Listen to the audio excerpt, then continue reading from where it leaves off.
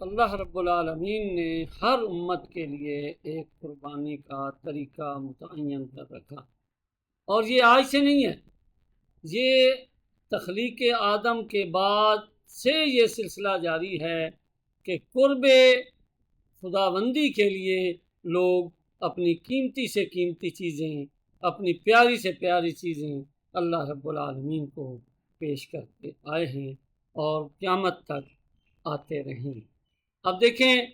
قرآن مجید میں اللہ تعالیٰ فرماتے ہیں وَلِكُلِّ أُمَّةٍ جَعَلْنَا مَنسَكًا، اور ہم نے ہر امت کے لیے جعلنا منسکن لِيَذْكُرُوا اسْمَ اللَّهِ عَلَىٰ مَا رَزَقَهُم مِّن بَهِيمَةِ الْأَنْعَامِ، کہ ہر امت کے لیے ہم نے ایک قربانی کا ذریعہ بنایا، کس لیے؟ تاکہ وہ اللہ کا نام لیں جو ہم نے ان کو رزق دیا ہے،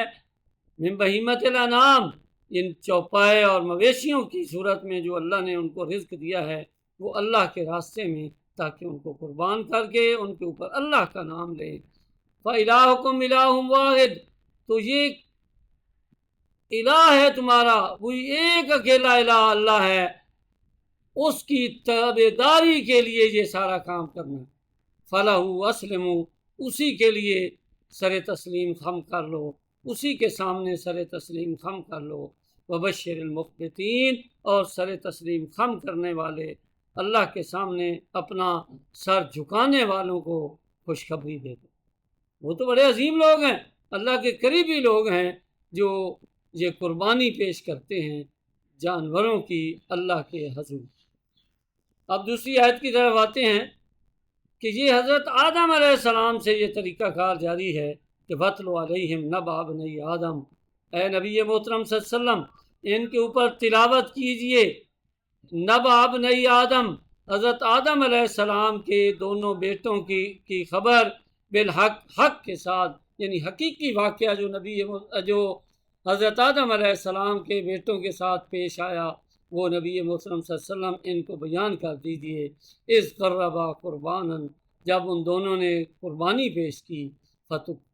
فتقبل من احدہما، ان میں سے ایک کی قبول کر لی گئی، ولم یتقبل من الآخر، اور دوسرے کی قبول نہ کی گئی۔ یعنی یہ دونوں نے ایک قربانی پیش کی، ایک ہی طرح کی قربانی پیش کی، ایک کی قبول ہو گئی، دوسرے کی قبول نہ ہوئی۔ قال لأقتلنک، تو وہ جس کی نہیں قبول ہوئی تھی